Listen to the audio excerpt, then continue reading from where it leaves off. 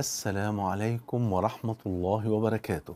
بسم الله والحمد لله والصلاة والسلام على حبيبنا وأسوتنا وقدوتنا وشفيعنا رسول الله صلى الله عليه وآله وسلم.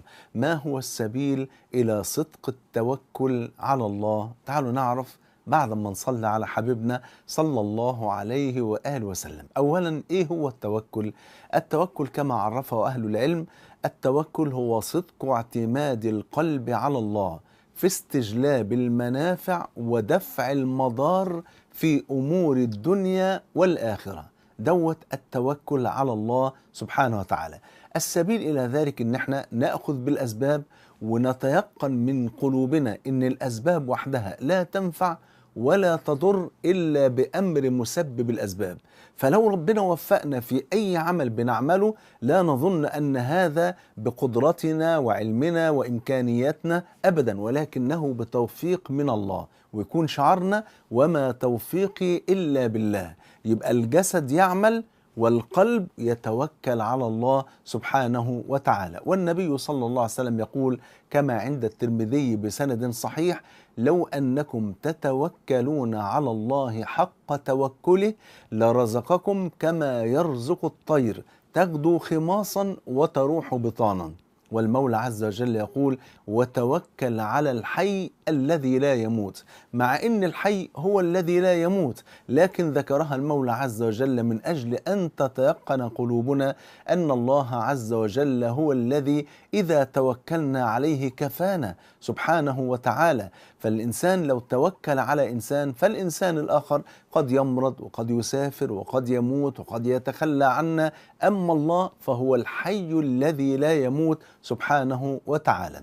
وعشان ما ننساش، فالنبي صلى الله عليه وسلم علمنا كيف نجدد عقد التوكل على الله سبحانه وتعالى كل يوم صباحا ومساء.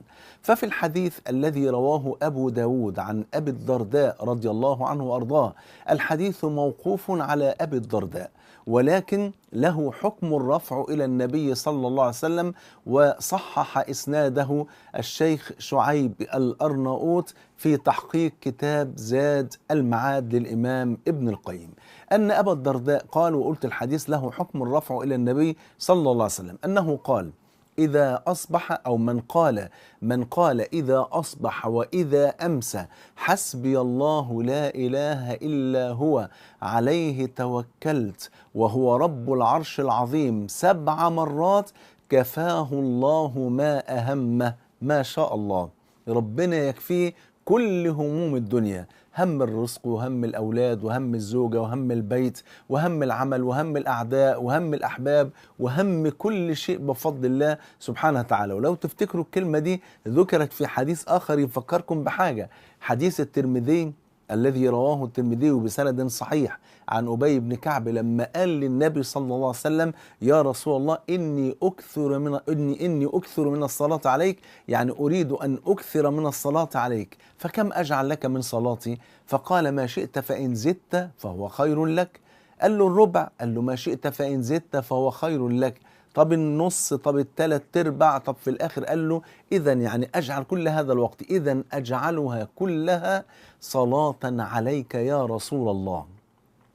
فقال له صلى الله عليه وسلم: إذا يعني لو عملت كده وقضيت الوقت ده كله صلاة علي، إذا يكفيك الله همك ويغفر لك ذنبك، يكفيك هموم الدنيا كلها ويغفر لك ذنوبك، يعني يدخلك الجنة بفضل الله سبحانه وتعالى. يبقى نقول الصبح ونقول مع أذكار الصباح ومع أذكار المساء كل يوم 7 مرات: حسبي الله لا إله إلا هو عليه توكلت وهو رب العرش العظيم. وكمان واحنا خارجين من بيوتنا نقول برضو هذا الدعاء الذي تعلمنا، أو هذا الذكر الذي تعلمناه من النبي صلى الله عليه وسلم، ان احنا واحنا خارجين نقول: بسم الله توكلت على الله ولا حول ولا قوة إلا بالله. فيقال: هديت وكفيت ووكيت، هديت إلى طريق الحق وإلى طريق الرشاد وإلى الرشاد والسداد والصواب، تمام؟ وهديت وكفيت، ربنا يكفيك كل شيء، يكفيك من هموم شياطين الإنس والجن، ويكفيك من الرزق الحلال، ويكفيك